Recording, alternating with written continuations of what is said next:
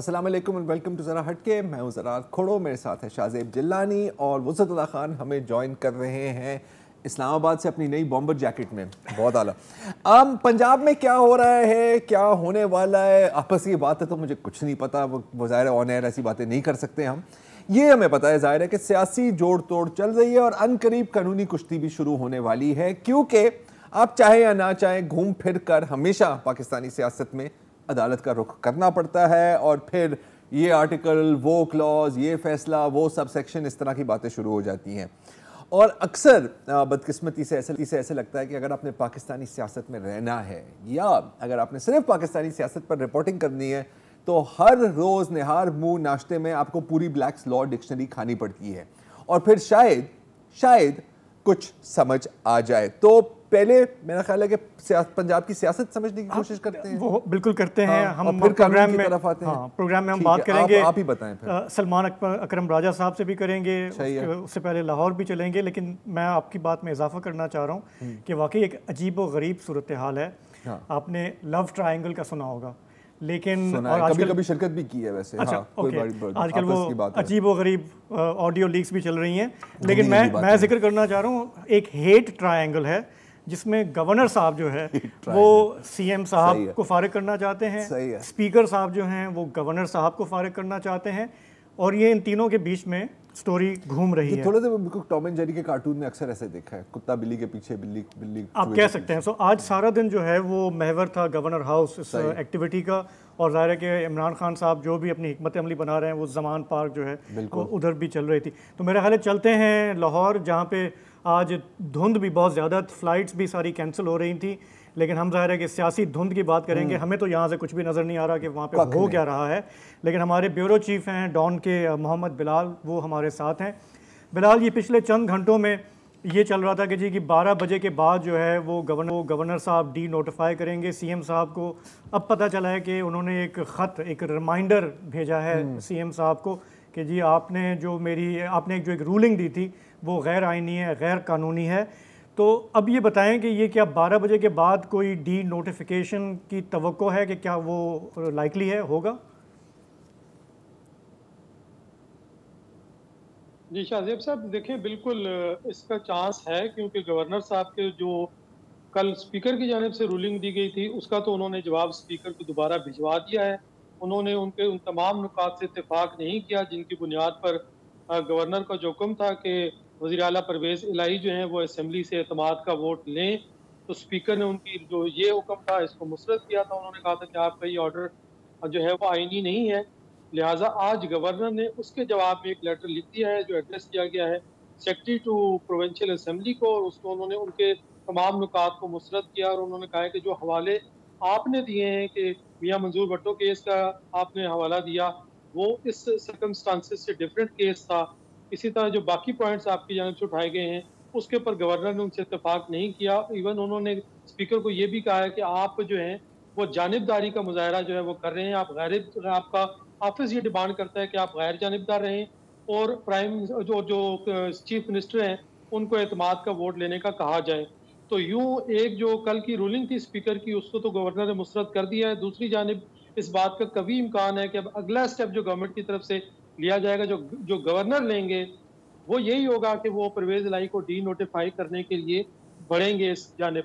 क्योंकि जो दो बड़ा डिफरेंस है, अगर मैं आपको बताऊं कि एतमाद का वोट और फिर अदम एतमाद की तहरीक, इनमें जो डिफरेंस है वो ये है कि अगर गवर्नर के कहने के ऊपर एतमाद का वोट लेना है परवेज इलाही को, तो फिर परवेज इलाही को 186 मेंबर्स जो है उनकी सपोर्ट अपनी साबित करनी होगी प्रोविंशियल असेंबली के अंदर, जो उनके लिए मुश्किल नजर आ रही है। क्योंकि उनको भी पता है कि जो कुछ उनके अपनी पार्टी के लोग और फिर पीटीआई के कुछ ऐसे लोग हैं जिनको मैनेज किया जा सकता है और कोशिश की भी जा रही है।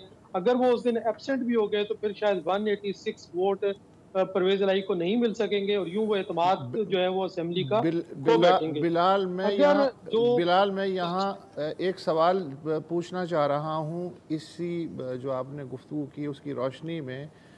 फ़र्ज़ करें ये डी नोटिफाई हो जाते हैं तो क्या आपको लग रहा है कि डी नोटिफाई होने के बाद परवेज़ इलाही खुद भी इत्मीनान का सांस लेंगे? क्यों इत्मीनान का सांस लेंगे? एक तो ये कि उन्हें असम्बली नहीं तोड़नी पड़ेगी और असम्बली हो सकता है बहाल रहे, और दूसरी ये है कि अगर पीडीएम को मुतबादिल हुकूमत बनानी है तो सबसे जो कीमती असासा हैं वो इस वक्त परवेज़ इलाही और उनके 10 अरकान हैं। तो क्या आपके ख्याल में डी नोटिफाई होने से खुद परवेज़ इलाही भी माइंड करेंगे? देखिए, डी नोटिफाई होने से मेरा अपना ज़ाती ख्याल है कि परवेज़ इलाही साहब को फ़ायदा होगा, क्योंकि उनका नाम शहीदों में भी आ जाएगा। वो ये साबित कर देंगे कि मैं तो आखिरी वक्त तक इमरान खान साहब के साथ खड़ा था, मैंने मुकम्मल जो है इमरान खान के साथ डट के उनका साथ दिया है। लिहाजा वो जो उनकी फ्यूचर अलाइनमेंट है, जो फ्यूचर में उनकी अलायंस चलेगी पीटीआई के साथ, तो वो ये जस्टिफाई कर सकेंगे। वो अपने से ज़्यादा कंसर्न है अपने बेटे मोहम्मद सलाई के हवाले से कि उनको फ्यूचर पॉलिटिक्स में किस तरफ जाना है, और उनके जो बेटे हैं मोहम्मद सलाई, उनका मुकम्मल झुकाव इस वक्त पीटीआई की तरफ ही है। और दूसरी जानिब अगर डी नोटिफाई हो जाते हैं तो ये मामला कोर्ट में चला जाएगा। तो ये बज़ाहिर ऐसे ही लग रहा है कि मामला अल्टीमेटली अदालत में ही जाएगा। अदालत में भी ये मामला चला जाता है तो उसमें भी ये है कि वो जो असेंबली की तहलील का मामला था कि 25 तारीख को असेंबली जो है वो डिसॉल्व हो जाएगी, ये तहलील का मामला अब तो हमें जुम्मे को तो होता हुआ नजर ही नहीं आ रहा। ये मामला तो चल चुका है। तो अगर ये मामला अदालत में भी चला जाता है और अल्टीमेटली एक लीगल बैटल लड़ी जाती है, तो उसमें भी परवेज इलाही ये समझेंगे कि उन्हें अपर हैंड है। जैसा कि आपने बात की कि परवेज इलाही जो है वो बड़ा कीमती उनका अपना जो है इम्पोर्टेंस होगी, क्योंकि अगर इसके बाद दोबारा भी गवर्नमेंट बननी है तो शायद पीडीएम भी परवेज इलाही को अप्रोच करे। तो बिल्कुल पीडीएम ने पहले भी परवेज इलाही को अप्रोच किया था, लेकिन इस वक्त जो मेरे सोर्सेज हैं जिनसे मैंने बात की, उनका ये कहना था कि क्योंकि परवेज इलाही पहले एक दफ़ा डिच कर चुके हैं खुद आसिफ जरदारी को, और फिर पीएमएलएन के साथ भी उनकी बात हतमी हो चुकी थी। इस वक्त जो परवेज इलाही को ऑफर की गई थी पीडीएम की जानिब से, पीडीएम सिर्फ उन्हें स्पीकरशिप का जो ओहदा था वो तो दोबारा देने के लिए रजामंद है कि अगर वो पीडीएम की साइड पर आ जाते हैं तो उन्हें स्पीकरशिप का ओहदा दोबारा मिल जाएगा। वजीर आला का ओहदा इस वक्त पीडीएम दोबारा परवेज इलाही को देने के मूड में नजर नहीं आ रही। अच्छा बिलाल, अब यहाँ पर आपने बात की, चले ये तो पीडीएम की ऑफर है, पीटीआई की इस वक्त क्या ऑफर है? आपके सोर्सेज क्या कह रहे हैं? क्योंकि जाहिर है कि इलाही साहब कच्चे खिलाड़ी तो नहीं है, वो चाहते हैं कि जी हमारी पार्टी का एक वजूद रहे, मुनीस इलाही को भी आगे देना है, और ये बातें की जा रही थी कि कोई भारी सीटों की डिमांड हो रही है। तो आपकी क्या इतलात हैं इसके बारे में, सीट एडजस्टमेंट की? देखिए, बिल्कुल आज सेकंड राउंड ऑफ टॉक्स हुआ है बिल्कुल पीएमएलक्यू और पीटीआई के दरमियान। कल इनका जो पहला राउंड था वो हुआ था, और वो तो बिल्कुल एक इनिशियल था। आज पीएमएलक्यू की जानिब से बाज़ाब्ता तौर पर पीटीआई के सामने अपनी डिमांड्स रखी गई हैं। पीटीआई की तरफ से जो डिमांड्स हैं उसमें यही है कि वो मैक्सिमम अपना शेयर चाहते हैं कि जो पंजाब का अगला सेटअप होगा, जो जनरल इलेक्शंस होंगे, उसमें प्रोविंशियल असेंबली की सीट्स भी पीएमएलक्यू की जानिब से तो तकरीबन 30 सीट्स का मुतालबा किया जा रहा है कि वहाँ पे पीटीआई हमारे साथ एडजस्टमेंट करे, वो अपना कैंडिडेट ना लेके आए और पीएमएलक्यू जो है वो वहाँ पर उनके कैंडिडेट को सपोर्ट किया जाए। ताहम पीटीआई आउटराइटली इतना बड़ा जो पोर्शन है वो तो शायद पीएमएलक्यू को नहीं देगी। पीएमएलक्यू के जो अपना साइज है उसके हिसाब से ही सीट एडजस्टमेंट की जाएगी। लेकिन इस वक्त इमरान खान ने बिल्कुल अपनी पार्टी को ये हिदायत दे रखी है, जो कमेटी सब मुज़ाकरात कर रही है, ये बात सामने आई है कि अगर ये वाकई डी नोटिफाई कर देते हैं चीफ मिनिस्टर को आज रात को 12 बजे के बाद, कल पीटीआई ने अपना एक 5 बजे मुजाहरा रखा है गवर्नर हाउस के बाहर, पार्लियामेंट्री पार्टी का भी इजलास होगा। तो अच्छा, इसमें एक और बात ये भी है, ये जो भी बात हो रही थी ना सीट एडजस्टमेंट की, मेरा ख्याल है कि बिलाल अभी यही बात कर रहे थे कि इस वक्त पीटीआई उनके साथ हार्ड बार्गेनिंग करने के मूड में नहीं है। इस वक्त आपने डिसोल्यूशन करनी है ना, एक बहुत बड़ा आपने सियासी कदम लिया हुआ है, तो आपका ये सोच है कि यार वादा कर दो 30 सीटों का भी, इलेक्शन जब होगी उस वक्त तक देखा जाएगा। हाँ। तो अभी तो है ना कि इंटरिम पीरियड को निकाल लो, हाँ। फिर आगे क्या होगा। लेकिन हाँ। जैसे अभी बिलाल साहब भी कह रहे थे, घूम फिर कर आपने जाना है अदालत में। हाँ, पाकिस्तानी सियासत में जो खींचातानी चल रही है एक अरसे से, हमने बार बार देखा है कि फिर आखिर में मामला अदालत में ही जाता है। इस वक्त भी पंजाब में जो सूरत हाल है, जो खींचातानी है, लग यही रहा है कि मामला फिर कोर्ट में जाएगा। अगर आज रात गए गवर्नर साहब जो हैं वो चीफ मिनिस्टर को डी नोटिफाई कर देते हैं, तो कौन से मामलात हैं जिन पर डिस्कशन होगा? आज हम पूरा दिन सुनते रहे कि जी आर्टिकल 130 पे बात होगी, उसके सब क्लॉज 7 पे बात होगी, 105 पे बात होगी, 137 पे बात होगी, तो पूरी कौम जो है उसको ज़ाहिर है वो तो एक कन्फ्यूजन का शिकार है ही। लेकिन हमारे साथ इस वक्त मौजूद हैं लीडिंग कॉन्स्टिट्यूशनल लॉयर सलमान अकरम राजा साहब। सलमान साहब ये बताइएगा बहुत ही सलीस ज़बान में, क्योंकि हम लोग ना लॉयर्स है, LLB किया तो हुआ है लेकिन फिर भी ये मामला हमें समझ में नहीं आते। आपसे भी गलती हो गई। जी जी जी यार क्या करें? तो ये ज़रा समझाइएगा कि अगर जैसा कि लग रहा है कि चीफ मिनिस्टर डी नोटिफाई होते हैं तो कोर्ट में जब मामला जाएगा तो उसकी क्या बुनियादी किस चीज़ पे बहस होगी, क्योंकि हम ये समझते हैं ये है तो सियासी मामला है लेकिन अब ये कानूनी बन जाएगा, तो हम ये सुनते रहेंगे जी कि जब चलता सेशन है तो उस पर दूसरा सेशन नहीं हो सकता। आप बताएं कि इसमें मेन इशू क्या होगा जिस पे कोर्ट को डिसाइड करना होगा। जी पहले तो आपसे अफसोस कि आपने LLB करके वकालत नहीं की, ये मुल्क बना ही वकीलों के लिए था। सही कह रहे हैं, भटक गए। बिल्कुल सही कह रहे हैं सर, मेरे वालिद साहब हमेशा मुझे यही कहते थे सलमान साहब के वकील बन जाओ, काश मैंने उनकी बात सुनी होती। जी देखिए, जो खत गवर्नर साहब ने आज लिखा है स्पीकर साहब को, उसमें उन्होंने उनको याद दिलाया है कि उनकी आईनी जिम्मेदारी क्या है, उन्हें किसी पार्टी का अलायकार नहीं बनना चाहिए वगैरह वगैरह।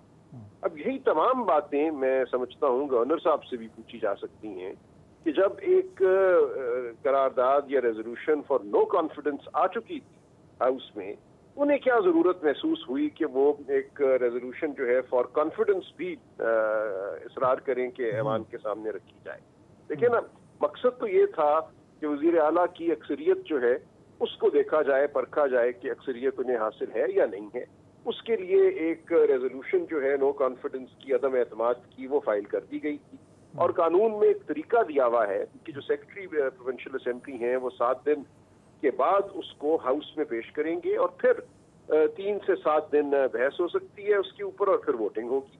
और मकसद इसमें यही है, ये 7 दिन देने का, शुरू के 7 दिन है कि अगर कोई रुकन मुल्क में नहीं है, कहीं दूर है, तो वापस आ जाए ताकि हर एक को अपनी जो राय है वो देने का मौका मिले।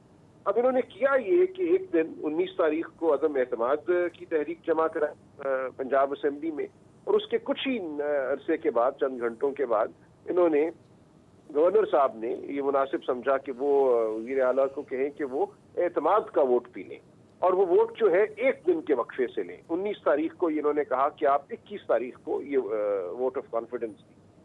अब सवाल यहाँ कानूनी ये पैदा हुआ, एक कानूनी सवाल भी है और दूसरा सवाल जो है आईनी अखलाकियात के हवाले से भी है। कानूनी या आईनी सवाल तो ये है कि आर्टिकल 130 शिक 7 ये कहती है आइन की कि गवर्नर एक इजलास समन कर सकते हैं। लफ्ज़ वहाँ इस्तेमाल हुआ है समन, यानी कि एक इजलास जो है उसको मुनक्किद करने की हिदायत दे सकते हैं स्पीकर को, और उस सूरत में जब वो इजलास समन करें तो वो कह सकते हैं कि इस इजलास में चीफ मिनिस्टर से कहा जाए कि वो एतमाद का वोट लें। अब बात ये समझ में आती है कि अगर एक इजलास चल रहा है तो उस इजलास में तो 20% जो मेंबरान हैं उनकी मर्जी से किसी वक्त भी वजीर आला के खिलाफ अदम एतमाद की तहरीक पेश की जा सकती है, और एक दफा नहीं, बार बार की जा सकती है। 18वीं तरमीम के बाद वो कब्जन भी खत्म हो गई, पहले थी कि 6 महीने में एक दफा।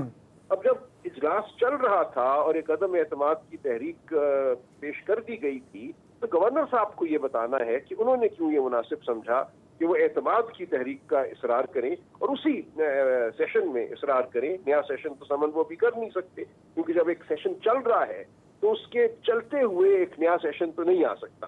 तो यहाँ पे एक आईनी सवाल भी हुआ और ये अखलाकी सवाल भी हुआ। एक मैं ये जानना चाह रहा था कि आज सारा दिन डिस्कशंस में हम सुनते रहे कि 1997 में जब मंजूर भट्टू साहब चीफ मिनिस्टर थे, उस ज़माने की एक रूलिंग है लाहौर हाई कोर्ट की जो शायद फुल बेंच की है, वो सिमिलर केस करके कोर्ट कर रहे हैं PTI वाले हमारे दोस्त। तो क्या ये वो प्रेसिडेंट्स इस दफ़ा लागू होती है आपके ख्याल में, जो सर्कमस्टांसेस हैं? उसमें हिकमत क्या थी उस रूलिंग में? उन्होंने यही कहा कि अगर गवर्नर ने एक वजीर आला को कहना है कि एतमाद का वोट लो तो उसको एक मुनासिब वक्त दे, और अदालत ने कहा कि मुनासिब वक्त जो है 10 दिन होगा, जो कि अदम एतमाद की तहरीक के लिए भी, जैसा मैंने अर्ज किया, 7 दिन जमा 3 दिन जो है वो अदम एतमाद की तहरीक के लिए भी आइन में 10 दिन दिए गए हैं। तो अदालतें ये करती हैं, अगर आइन में कोई भाम हो तो उसको दूर करने के लिए अदालती फैसले आ जाते हैं। तो अदालत ने ये कहा कि जो हिकमत उन 10 दिनों में है जो अदम एतमाद की तहरीक के लिए आइन ने दिए हैं या कानून ने दिए हैं, उसी हिकमत का इतलाक हम यहाँ भी करते हैं। जब गवर्नर तकाजा करते हैं कि एतमाद का वोट लिया जाए, लोगों को मौका मिलना चाहिए एमपी हजरात को कि वो मतलब आपके साथ टाइम फ्रेम की बात है ना, कि चाहे वोट ऑफ कॉन्फिडेंस हो या नो कॉन्फिडेंस की बात है, और ये एक आईनी अखलाकियात की बात है। तो अब जब गवर्नर साहब ने एक अखलाकियात में डूबा हुआ खत लिखा है स्पीकर साहब को, तो उसको पढ़ते ही ये ख्याल हुआ कि अपनी अखलाकियात के हवाले से ये क्या कहेंगे, क्यों इन्होंने ये तकाजा किया और क्यों एक दिन का वक्त दिया सिर्फ के वोट कराया जाए। बज़ाहिर ये नजर आता है कि अदम एतमाद की तहरीक सिर्फ इसलिए दायर की गई, जो वज़ीर आला का इस्तेहकाक है असेंबली को तहलील करने का, वो मुअत्तल हो जाए। और चूंकि वो अब इस्तेहकाक मुअत्तल है, आइन ये कहता है कि जब अदम एतमाद की तहरीक पेश की जाएगी तो वो इस्तेहकाक मुअत्तल हो जाएगा। मतलब कि टेक्निकल गेम खेली है ना एक तरह से। साथ ही ये वोट ऑफ कॉन्फिडेंस करा के आनन फानन इनको मालूम था कि 6-7 मेंबरान उनके मुल्क में नहीं है, उनको वजारत आला के ओहदे से फारिग कर दें, ताकि वो नौबत ही ना आए अदम एतमाद की तहरीक पे वोट करने की, जो कि 10 दिन बाद होनी थी, क्योंकि उस वक्त तक ये इम्कान था कि तमाम मेंबरान मुल्क में आ जाएंगे और 186 जो दरकार हैं वज़ीर आला को, वो उनको मुयस्सर होंगे। तो यहाँ एक मैं सवाल ये करना चाह रहा हूँ सलमान साहब, कि ये आज हम सुनते रहे कि जी कि ये डी नोटिफाई करेंगे, लेकिन आज नहीं किया, अब शायद 12 बजे के बाद करें। इसकी सिग्निफिकेंस क्या है? 12 बजे के बाद करने से क्या कोई कानूनी उनका मौक़िफ़ ज़्यादा मजबूत हो जाएगा गवर्नमेंट का, या सिर्फ डेट तब्दील हो जाती है, क्या है? नहीं, देखिए इस खत को देखकर तो मुझे लगता है कि वो डी नोटिफाई नहीं करेंगे, क्योंकि उन्होंने इस खत में ये कहा है स्पीकर साहब को कि आपने मदद की है, आपने एड की है वज़ीर आला की, कि उनको आपने एतमाद का वोट लेने से रोक दिया है।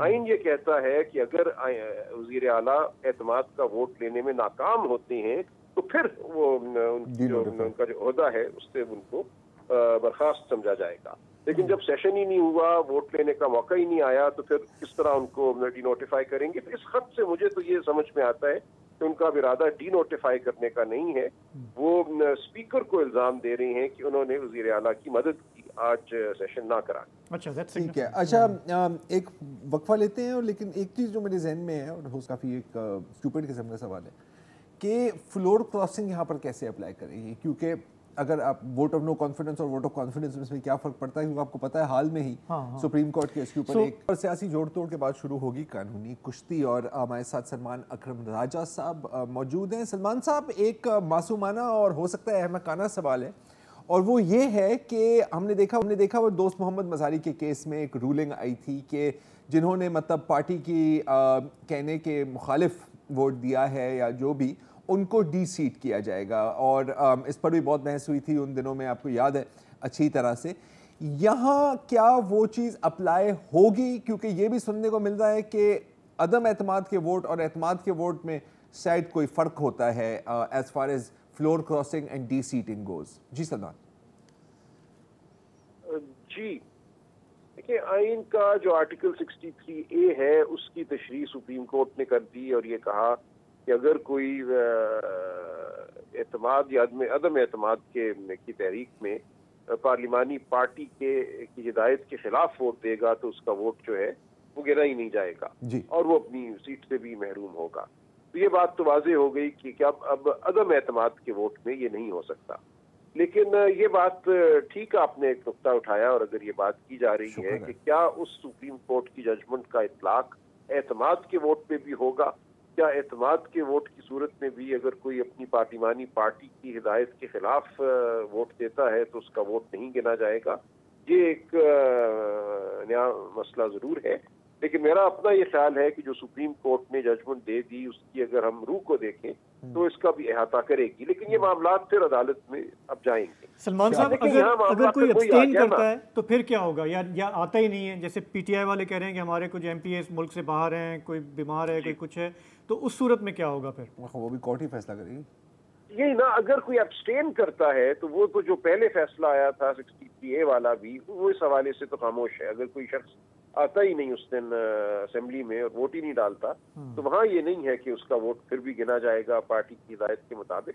तो अभी भी वोट ना डालने का इस्तेहकाक तो हर मेंबर को हासिल है। तो ये अगर कोशिश की जाती है कि चूंकि वजीर आला को पंजाब में अपनी अक्सरियत दिखाने के लिए 186 वोट दरकार हैं अदम एतमाद की तहरीक में, तो उस दिन कुछ लोगों को वगला के ये कह दिया जाए कि तुम हाउस में ना जाना ताकि वो 186 वोट ना ले सके। लेकिन बज़ाहिर ये लगता है कि जो PDM की हिकमत अमली थी वो ये थी कि अदम एतमाद का मौका ही ना आए, एतमाद का वोट आज जो है उसमें ये कार्रवाई कर दी जाए। कुछ तो लोग वैसे ही मुल्क से बाहर हैं और शायद कुछ और को तोड़ के ये कहा जाए कि हाउस में ना जाना ताकि आज अक्सरियत जाहिर ना हो सके। ये बड़ा अच्छा मामला आगे बढ़ वरगला के या ज़मीर जाग जाए किसी का।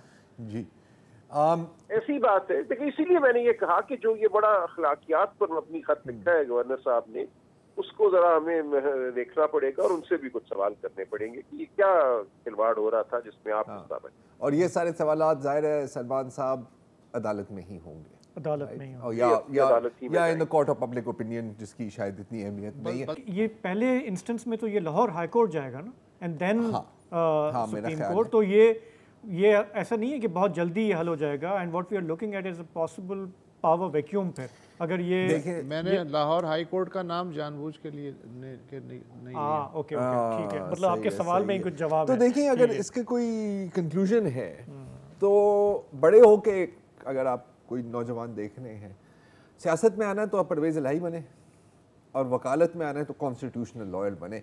आपका चूल्हा कभी बंद नहीं होगा, कसम से। मुल्क में गैस हो या ना हो, आपका चूल्हा बंद नहीं होगा। मैं गारंटी के साथ कहा, हमारी गलतियों से आप कुछ सीख लें। हाँ, आप भी वकील बन सकते थे, अभी हम आपका पेपर ले रहे होते हैं। नहीं, आई एम क्वाइट हैप्पी कि मैं वकील नहीं बना। हाँ, बहुत सारे वकील हैं हमारे, इतने सारे वकील हैं ना, हर दूसरा बंदा यहाँ पे फिर भी टीवी पे सिर्फ 4 ही गर्दिश कर रहे होते हैं। ये आपने कभी नोट किया? बिल्कुल सही। एनीवे, कम से कम मेरे तो ये सुनते सुनते बाल सफ़ेद हो गए कि सियासत में कोई चीज़ हरफ़े आखिर नहीं होती।